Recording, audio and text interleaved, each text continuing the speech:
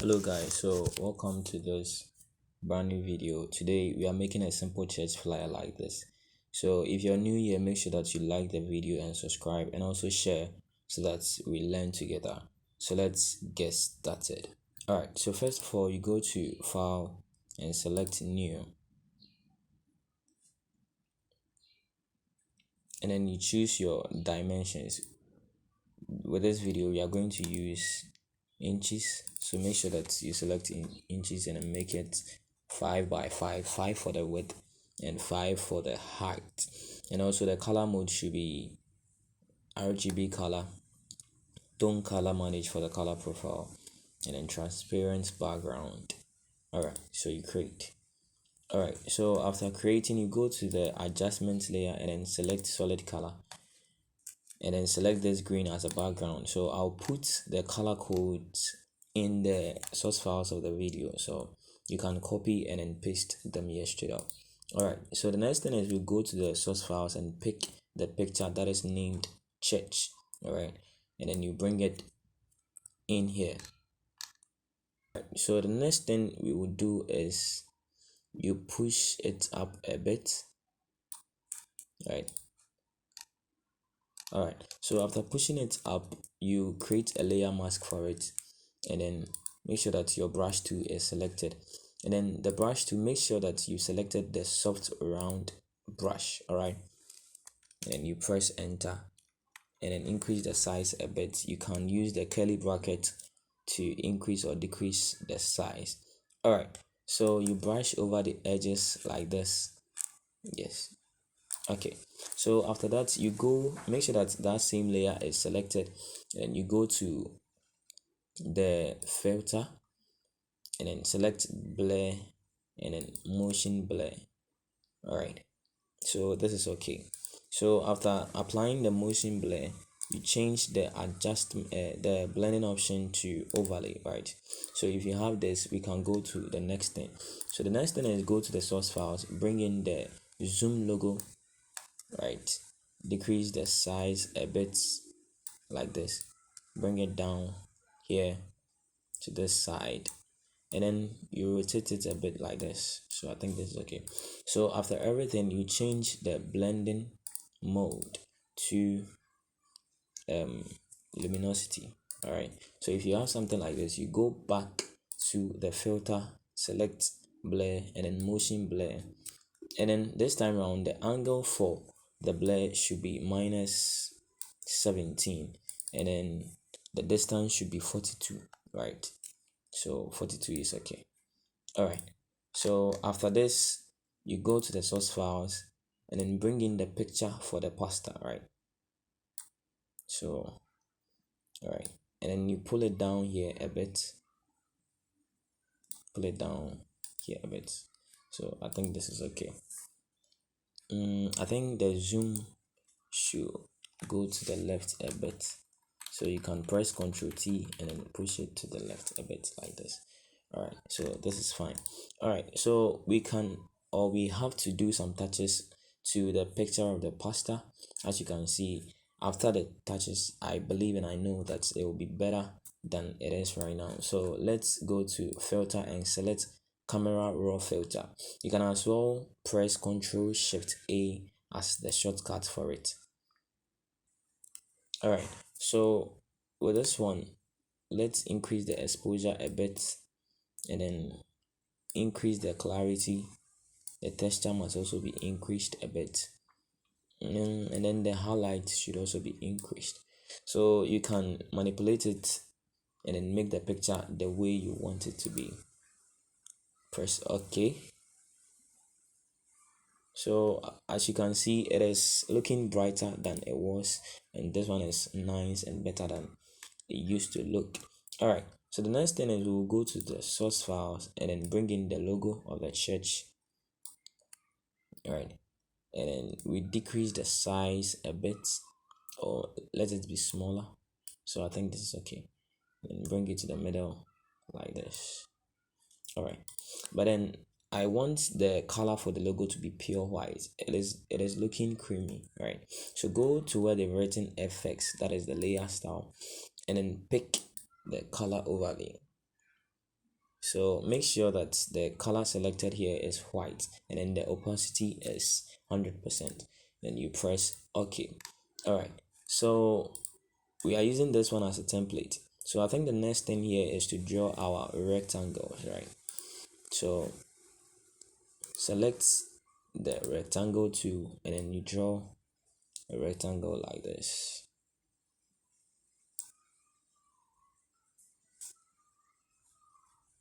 So yes, and then let the fill remain white, right?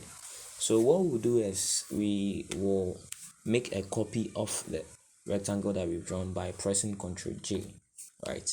And then after pressing Ctrl J, you drag this side of the new copy to be here, right? And then the fill should be changed to blue. As I said, I'll put the color codes in the source files so you can copy and then paste them here straight up. All right, so after that you create a new layer. But then if you look at the template, you see that there is something kind of a pointer here, right? And then there are so many ways of achieving this in Photoshop. You can use the rectangle to draw it, but I always prefer using the pen tool. So you select the pen tool here and then you draw it, right?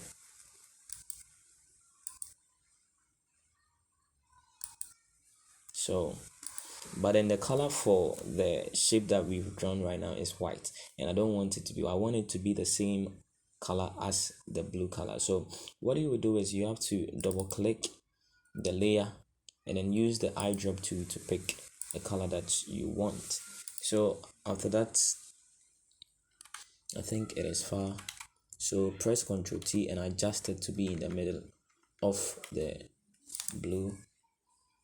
All right, so the next thing we'll do here is that you go back and select the original rectangle, right? And then you make another copy of it by pressing Ctrl J. So after pressing Ctrl J, you press Ctrl T and then you drag this side to this place, right? And then the fill should be, change the fill to this color. I picked this color from the forehead of the pasta and I'll put the color code in the source file. So as usual, you can copy and then paste them here. So after that, we select the shape 1, right? And then we make a copy of that one as well by pressing Ctrl J. So after pressing Ctrl J, I prefer using the move tool. So you select the move tool, that is the first tool here, right? And then you hit the shape that you want to drag and then you drag it. But then make sure that it aligns with the first one, right? To make it look nicer. All right, so what we'll do is, as usual, you see that the color is different from the color of this rectangle, so we have to double click and then use the eyedrop tool to pick this color, and I think we are good to go. So the next thing here is this shape, or this 3 kind of pointers here, right? What I did was I used the pen tool to draw it. So you select the pen tool like this and then you draw it smoothly. No, I think it should be somewhere here. All right, so after drawing, make sure that the fill is off and then the stroke is selected as, or white color is selected as the stroke, and then the size of the stroke is 5 on my PC, but then make it 15, right? Okay, so it is looking big. So what you have to do is you have to press Ctrl T and select it. Press Ctrl T and select it and reduce the size. You see that it is small, so if you use this the arrows that appear when you put the cursor on it to reduce the size, it wouldn't look nicer. So I prefer using this side, right? This side. So the width here is 100%. I will reduce it to about 75%, and then the height also to 75%. All right, so I think it is looking nice, and I will use the move tool and move it here a bit. All right, So what I'll do next is that I'll make a copy of that by pressing Ctrl J, right? And then I'll use the move tool again and drag it upwards like this. I think it's okay. Then I'll reduce the opacity for that particular shape to 60. Right, 60. And then I'll make a copy of that same shape again. And then you can either use the move tool or probably press Ctrl T to select it and use the arrow keys. I think that one is better. Right. So after making a copy, I'll reduce the opacity from 60 to about 20. Right. Okay, so we are almost there. So the next thing here is that we have to write our tests. All right, so with a test, you can create a new layer, or you can create a group for all the shapes that you've drawn, so that it will be nicer here, it wouldn't be scattered. So you can select the shapes that you want to create a group for, and then you press Ctrl G and group them and name them so that it will look nicer there. But then I prefer doing it straight up. Okay, so you create a new layer, right? And then you select the test tool. We are going to write the grace abound. So first of all, you select the color for it. This is the color, so you can use the eyedrop tool to pick this color. And then the font I used was MTN Brighter font. So MTN, sorry, MTN, yes, Brighter font. So if you don't have it, you can download it and then you can use it. And the size should be 30. I think 30 is okay. 30 is okay. All right. And then I first of all wrote the G, right? So G, bring it here a bit. So G. All right. So I think the pasta is looking big and it's taking all the space. So use the move tool and then hit on the picture of the pasta and then press Ctrl T, right? And then use the arrow tools and drag it down a bit so that we create some space for the letters. All right, so I think this is okay. So after writing the G, you create another layer and then you select the text tool, right? Select the text tool and write grace. Race. So that's plus the G, it will be grace. And then bring it here. Let it be on top of the G, right? Just as I've been saying in all my videos, I always say that we learn new things each and every day. So make sure that you subscribe and then you always stay tuned so that you don't miss out on any video that I'll post here on YouTube. So select the layer for the race and then press Ctrl and hit the layer like this. All right, so you can see that it is selected. Then you go to select and go to modify, right? So with modify, you choose expand, right? My default size is 7, but I want it to be 3, so reduce it to 3 like this. All right, so after that, then you select the layer for the G. Pay close attention to this. You select the layer for the G and then you create a layer mask on that. So after that, you see that the G is gone, right? So what you do is you select the layer mask and then press Ctrl I to invert it, and then it will come a bit again. So you see that the race is kind of separated from the G, right? It makes it look nice a bit. So the next thing here is abound, right? So you select the text to, and then the font I use for that is DM Sans. So you can download it, and then install it. All right. So the next thing we will do is that with the abound, the font should be 10, right? So after that, then you write your abound. The color here is the same as the gray, but I want it to be white. So you select the white color.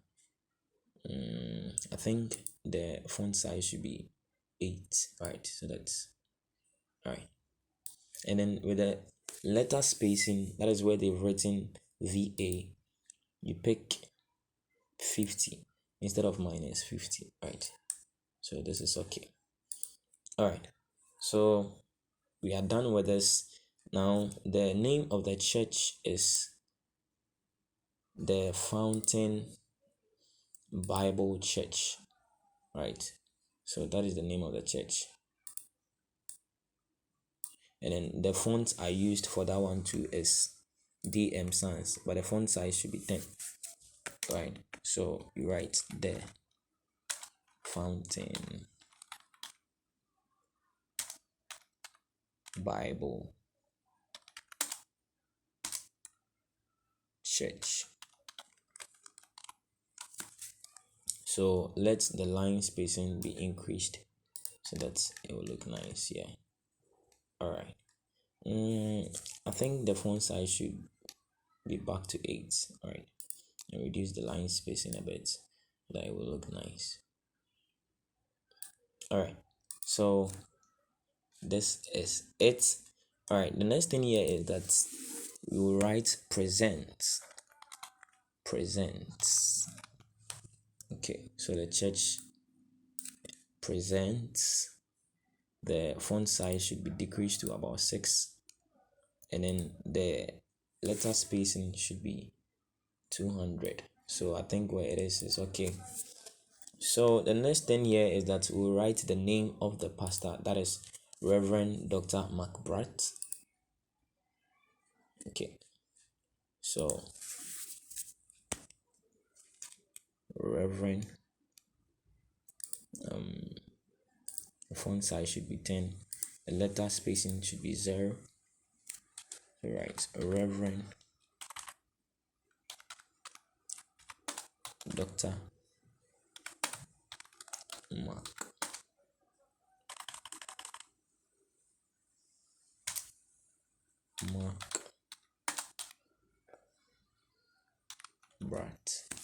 All right, so you drag it to this side.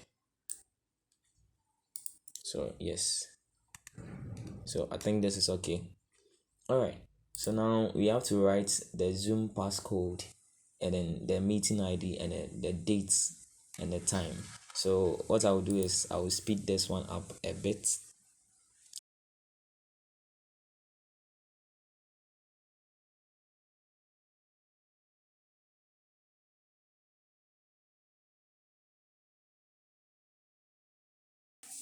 All right, guys, so this brings us to the end of the video. So if you gotten this far, it means you've made a new flyer if you are a new user of Photoshop, or you've made another flyer if you are an old user of Photoshop. So make sure that you like, subscribe, and then share the videos so that we learn together. Stay tuned.